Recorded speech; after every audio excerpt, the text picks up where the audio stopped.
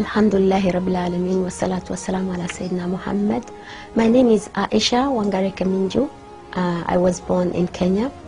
I embraced Islam 10 years ago after really a struggle in life, after searching for so long. Prior to becoming a Muslim, I was a flight attendant. Since I had it all, I was sitting on top of the world, like they say. I was a flight attendant, successful, earning any money that I would have wanted. I could have bought anything in any shop in Milan, Paris, Rodeo Drive. I bought anything I wanted. Yet, the more I bought, the more I was depressed. But Alhamdulillah, by the mercy of Allah, Islam found me. I didn't find Islam.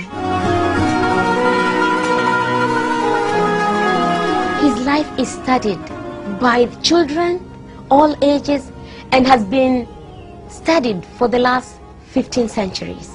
And he has been the most important man for 15 centuries continuous. He has been the most read about man, the most talked about man, and continues to be. I mean, and every aspect of his life recorded. We don't have to struggle to find out how he lived, how he ate, how he sat, how he talked. I mean, no other person's life has been recorded, no other prophet, no other human being or any other thing has been given such attention.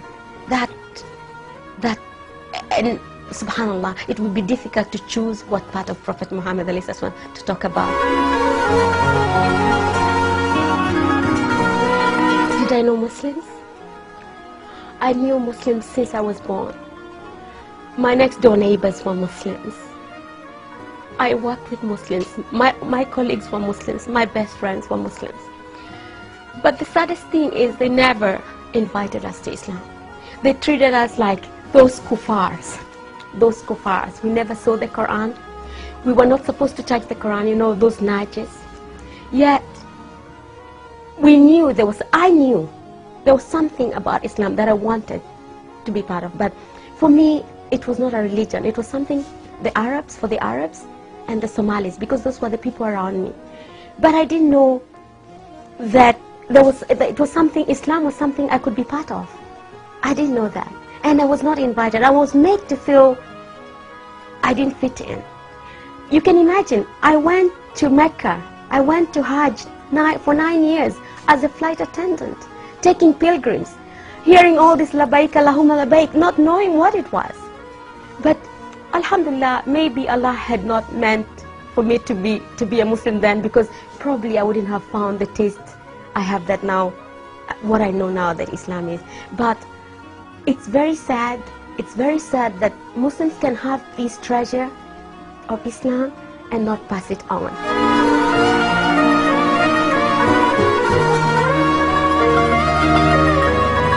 Before being a Muslim, he was just a man, an Arab man, a crazy man who went around with a sword in the hand and probably threatening everybody to chop off their heads if they...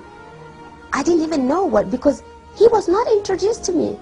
He was not introduced. So I can't really say I knew Muhammad.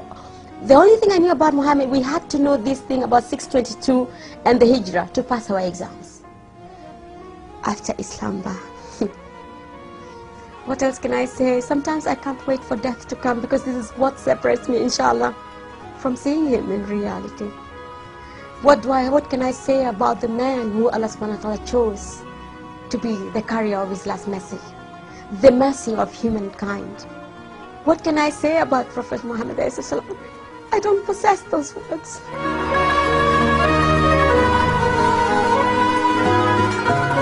It's not too late. It's not too late just to open their eyes, to look at the world, to look at Islam is the hot topic. Take the advantage. Take the advantage and give the message. Deliver the message. We have to deliver the message. Bilfa'al, by actions. Because we don't have a lot of time. And how can anyone hope to have the intercession, the intercession of Prophet Muhammad when he ignored him in dunya? We really can hope that on the On Yawm al-Qiyamah, we will be able to walk with him in the Sirat when we did nothing for him in dunya? It's very simple mathematics. If you love somebody, you follow him and you work for him. What do you do for your lover? What do you do for your lover?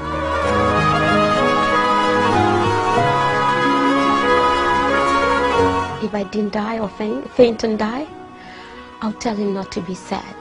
Not to be sad that the Muslims are in such deep sleep, in such deep slumber, did not understand him, and to make dua for us, the Muslims, to wake up and understand the message and work for it, and emulate him, and give the message to the world, and just let everybody know who this man is. I would ask him to make lots of dua for us, and ask Allah subhanahu wa ta'ala to wake us up from our ghafla with mercy, not with a big bang, before there's no other time, before the end comes. I would ask him to make lots of du'as for us.